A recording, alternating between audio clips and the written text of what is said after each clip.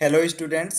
इस वीडियो में हम देखेंगे कि एक्सेल में किसी लीनियर प्रोग्रामिंग प्रॉब्लम को कैसे सॉल्व करते हैं। अब हमारे पास एक लीनियर प्रोग्रामिंग प्रॉब्लम है जिसमें तीन हमारे कंस्ट्रेंट्स हैं और तीन ही हमारे वेरिएबल्स हैं। तो हम इसको सॉल्व करने की कोशिश करेंगे और देखेंगे कि सॉल्यूशन इसका क्या मिल रहा है हमें। अब एक्सेल में सॉल्व करने के लिए हमें चाहिए एक्सेल सॉल्वर, और एक्सेल सॉल्वर होता है डेटा टैब के अंदर यहाँ पे दिखता है, लेकिन अभी नहीं दिख रहा है। तो हम जाएंगे फाइल में, फाइल के बाद हम जाएंगे ऑप्शंस में, और ऑप्शंस में होता है एडिन्स, और एडिन्स के बाद यहाँ पे मैनेज का एक टैब दिख रहा होगा, इसमें जाना गो पे, और यहाँ पे दिखेगा हमें सॉल्वर एडिन। ओके कर देना, सॉल्वर हमारा यहाँ पे आ जाएगा। ये सॉल्वर आ चुका है। अब सॉल्वर से सॉल्व करने के लिए हमें यहाँ पे डिफाइन करना पड़ेगा ऑब्जेक्टिव फंक्शन, और यहाँ पे हमारे डिसीजन वेरिएबल्स होंगे जिनमें हमारी वैल्यू आएगी सॉल्व होने के बाद। और यहाँ पे हम ऐड करेंगे कंस्ट्रेंट्स, और क्योंकि हम सॉल्व करेंगे थ्रू सिंप्लेक्स मेथड तो यहाँ पे सिलेक्ट कर लेंगे सिंप्लेक्स एलपी। उसके बाद सॉल्व पे क्लिक कर देंगे। अब हमारा ऑब्जेक्टिव फंक्शन मैक्सिमाइज का है, और कंस्टेंट सॉरी डिसीजन वेरिएबल्स हमें यहाँ पे लाने पड़ेंगे और कंस्टेंट ऐड करने पड़ेंगे। तो कंस्टेंट ऐड करने के लिए और डिसीजन वेरिएबल लाने के लिए हमें पहले एक्सेल में कुछ इनपुट्स लेने पड़ेंगे, डिफाइन करनी पड़ेंगी वैल्यूज। वो हम कैसे करेंगे, इसको कर देते हैं अभी के लिए क्लोज। अब हमारे प्रॉब्लम में तीन डिसीजन वेरिएबल हैं। मान लो यहाँ पे मैं लिख देता हूँ x1, x2 और x3। अब हमारी जो वैल्यूज आएंगी सॉल्व होने के बाद, इनमें हम वैल्यू इनपुट करा लेते हैं। तो हमें वैल्यू इनिशियलाइज करनी पड़ेगी शुरू में। अगर ये एम्प्टी है तो बाय डिफॉल्ट वैल्यू 0 लेगा। यहाँ पे हम इनिशियल वैल्यू 1 भी रख सकते हैं और कुछ भी रख सकते हैं, सॉल्व होने के बाद उनको अपडेट कर देगा। तो यहाँ पे हम नाम लिख लेते हैं सॉल्यूशन, क्योंकि इनमें हमारा सॉल्यूशन आएगा। और ये हमारे हो गए डिसीजन वेरिएबल्स।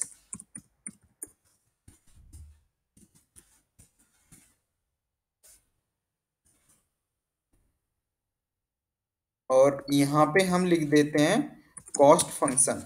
कॉस्ट फंक्शन क्या होता है, जो ये वैल्यूज होती है ना 5, 3, जो ऑब्जेक्टिव फंक्शन के कॉफिशिएंट होते हैं, तो इनको कॉफिशिएंट भी बोल सकते हो, कॉस्ट फंक्शन भी बोल सकते हो, और क्योंकि मैक्सिमाइज है तो प्रॉफिट भी बोल सकते हो। तो यहाँ पे मैं इनको लिख देता हूँ,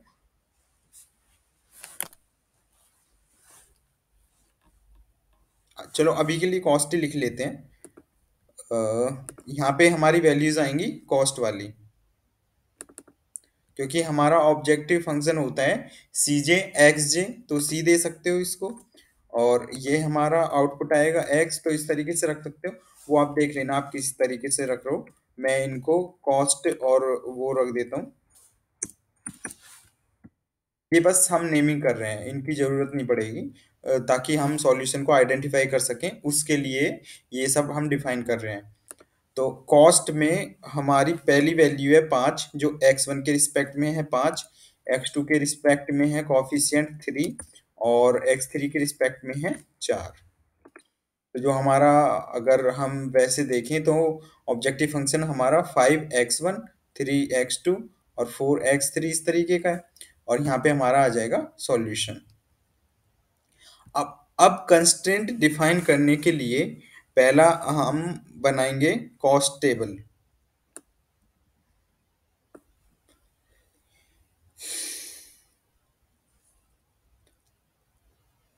अब जो हमारा कंस्ट्रेंट होता है उस वो क्या होता है, A X less than equal B, maximum के केस में।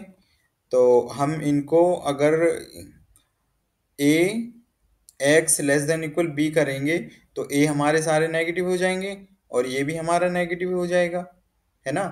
लेकिन हम ऐसे नहीं करेंगे, हम ये कंस्ट्रेंट ये वाले लेंगे जो एज इट इज़ हैं, और उसी तरीके से फिर सॉल्व करने की कोशिश करेंगे। तो हम कंस्ट्रेंट डिफाइन कर लेते हैं। ये हमारा कंस्ट्रेंट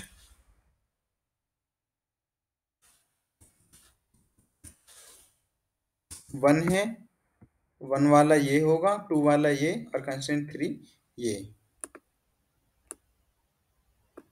तो यहाँ पे हम इनमें लिखेंगे x1 x2 और x3 के जो कॉफिशिएंट है वो हम इनमें फिल करेंगे।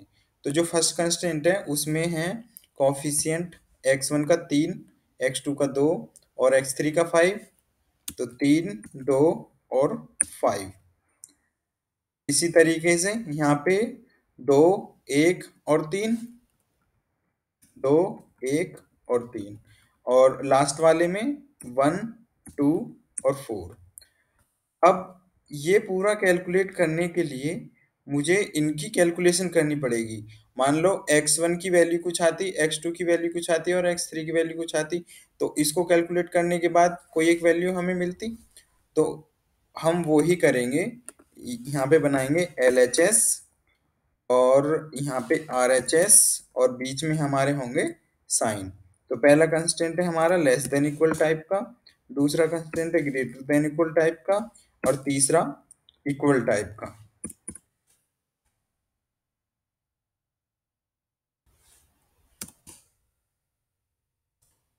अब ये LHS यानी ये पूरा कैलकुलेट करने के लिए हमारी x1 x2 और x3 की इनिशियल वैल्यू यहाँ पे आएंगी।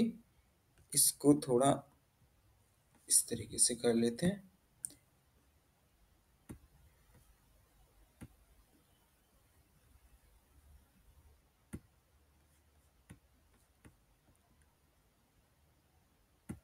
तो हमारी x1 x2 और x3 की मैं इनिशियल वैल्यू 0 ले रहा हूँ, और अगर मैं इसकी मल्टीप्लाई, ये x1 की वैल्यू है, ये x2 की वैल्यू है, और ये x3 की वैल्यू है, इसकी मल्टीप्लाई मैं इसमें, इसकी मल्टीप्लाई इसमें, इसकी मल्टीप्लाई इसमें करूं तो हमें LHS मिल जाएगी। कैसे? Equal this multiply x1 plus this multiply x2 plus this multiply x3, है ना। सिमिलरली इसको मैं कैलकुलेट करूंगा, तो ये करने का हमारे पास एक फंक्शन होता है जो होता है some product, equal some product. Some product में पहली रो ये है, कोमा दूसरी रो ये है। अब क्योंकि हम इनको ड्रैग भी करेंगे, नीचे भी सेम फॉर्मूला होगा, तो हमारा x की वैल्यूज फिक्स है, तो इस पे हम लगा देते हैं डॉलर। डॉलर क्या करेगा? फिक्स कर देगा फर्स्ट रो को, यानी ये रो हो गई हमारी फिक्स, बाकी ये रो हमारी नीचे ड्रैग होगी। कैसे? इसमें यहाँ पे N6 to P6 आ रहा है, तो नीचे ये है 7 वाला, ये 7 है, यहाँ पे ये 6 आ रहा है ना, इसमें 7 आना चाहिए। N7 to P7, इसमें N8 to P8। अगर मैं इसको ड्रैग करता हूँ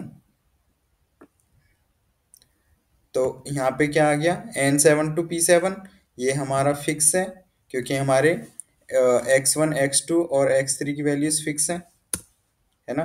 तो ये हो गए हमारे फॉर्मूले कैलकुलेट, यानी LHS।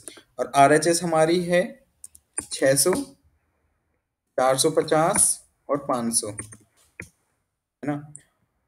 अब ये तो कंस्ट्रेंट हो गए प्रिपेयर, लेकिन हमें ऑब्जेक्टिव फंक्शन भी कैलकुलेट करना पड़ेगा। तो ऑब्जेक्टिव फंक्शन मैं यहाँ पे कैलकुलेट कर लेता हूँ।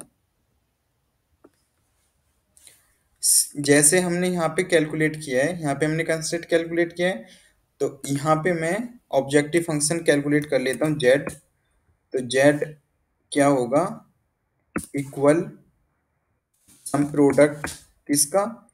ये हमारे इनका, कोमा हमारे वैल्यूज का, या ऐसे भी ले सकते हो जैसे हमने पहले लिया था,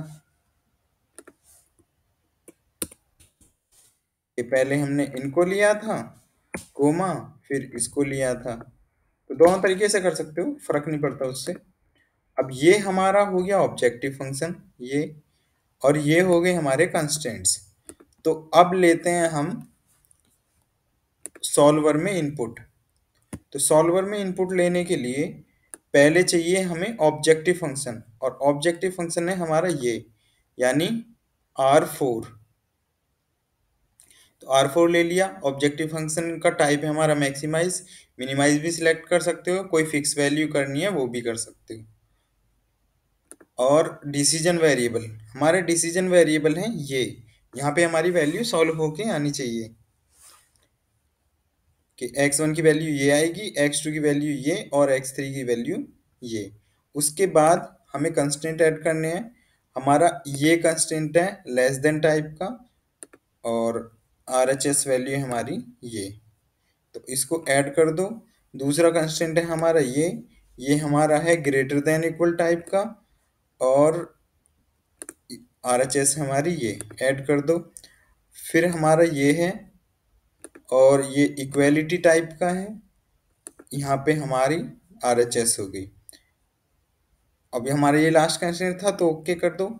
अब इसमें पूछ रहा है make unconstrained variables comma non negative.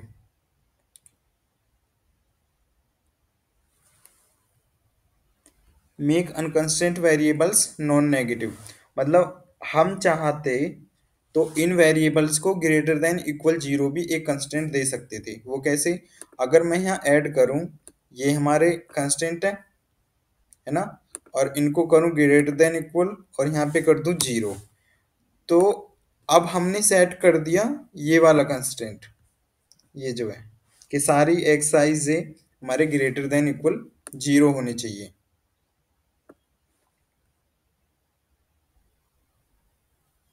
है ना। अगर मैं ये कंस्ट्रेंट नहीं लेता तो मैं यहाँ पे इसको चेक बॉक्स कर सकता था। अब इसको करने की जरूरत नहीं है, क्लिक। ये कह रहा था कि अगर तुमने कंस्ट्रेंट मतलब तुम्हारे कुछ डिसीजन वेरिएबल्स हैं, अगर तुमने उनको ग्रेटर देन इक्वल जीरो नहीं किया है कंस्ट्रेंट सेक्शन में, तो तुम यहाँ पे क्लिक कर सकते हो, वो सारे नॉन नेगेटिव हो जाएंगे, मतलब ग्रेटर देन इक्वल जीरो हो जाएंगे। और अगर इसको चेक बॉक्स को क्लिक नहीं करते हो तो वो फिर सारे अनरिस्ट्रिक्टेड इनसाइन हो जाते, मतलब अगर मैं इस इन कंस्ट्रेंट्स को हटा दूं तो इसको हम अनरिस्ट्रिक्टेड इनसाइन बोलते हैं ना, तो वो उस तरीके से हो जाते हैं। अब हमने यहाँ पे क्लिक कर रखा है, तो हम उसको हटा सकते हैं, ये वाला।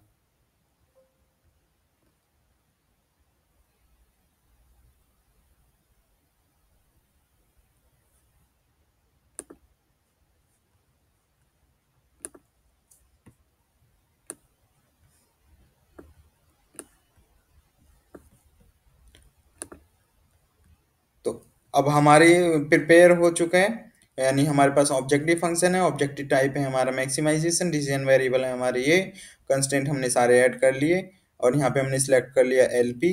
तो अब हम इसको सॉल्व पे क्लिक कर सकते हैं। अब हमने सॉल्व पे क्लिक किया, लेकिन ये कह रहा है सॉल्वर कुडंट फाइंड ए फिजिबल सॉल्यूशन।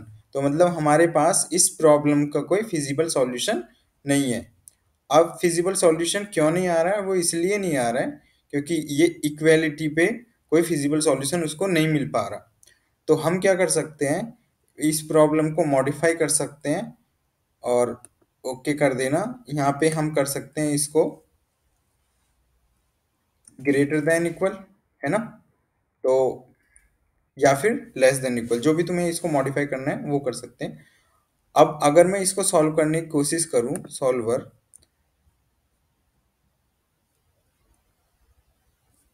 और हमें ये देना पड़ेगा इक्वालिटी वाला, इसको अगर मॉडिफाई करना है तो चेंज पे क्लिक कर देना, और यहाँ पे हमने किया था ग्रेटर देन इक्वल। अब सॉल्व करने की कोशिश करोगे तो अभी भी ये इनफिजिबल ही आ रहा है। तो हम इसको क्या कर सकते हैं, लेस देन करके देख लेते हैं कि इस प्रॉब्लम का लेस देन करने पे क्या सॉल्यूशन आ रहा था।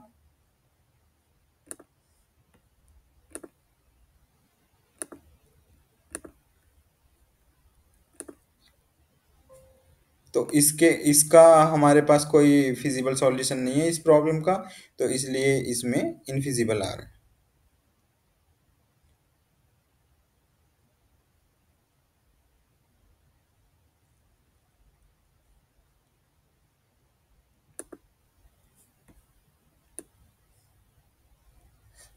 अब हम ये चेक भी कर सकते हैं कि वो फिजिबल और इनफिजिबल किस कंस्ट्रेंट की वजह से आ रहा है। तो यहाँ पे अगर तुम ये फिजिबिलिटी रिपोर्ट पे क्लिक कर दोगे तो ये बता देगा कि यहाँ पे आ चुकी है फिजिबिलिटी रिपोर्ट, वो किस कंस्ट्रेंट की वजह से हमारा वायलेट हो रही कंडीशन। तो हमारा जो सेकंड कंस्ट्रेंट है उसकी वजह से हमारी फिजिबिलिटी वायलेट हो रही थी। तो अगर हम इसको लेस देन करके देखें तो फिजिबल सॉल्यूशन मिलना चाहिए। अगर मैं इसको लेस देन कर दूं, सॉल्वर पे जाऊं, और हमने इसको तो कर दिया था इक्वेलिटी पे, ये हमारा था इक्वेलिटी वाला, इसको हम कर देते हैं चेंज। ये कंस्ट्रेंट था हमारा इक्वेलिटी पे, राइट। और हमारी इनफिजिबिलिटी आ रही थी ये 7 वाले की वजह से। चेंज करते हैं इसको।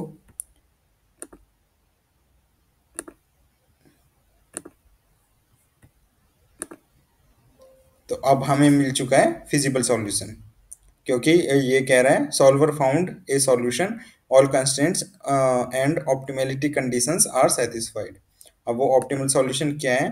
वो है x1 की वैल्यू 50, x2 की वैल्यू 225 और x3 की वैल्यू 0। तो ये हमारा फिजिबल सॉल्यूशन है जब हम इस कंस्ट्रेंट को कर देते हैं लेस देन इक्वल। तो इसमें हम ये भी पता लग जाता है कि सॉल्यूशन अनबाउंडेड है या फिजिबल है या फिर इनफिजिबल है।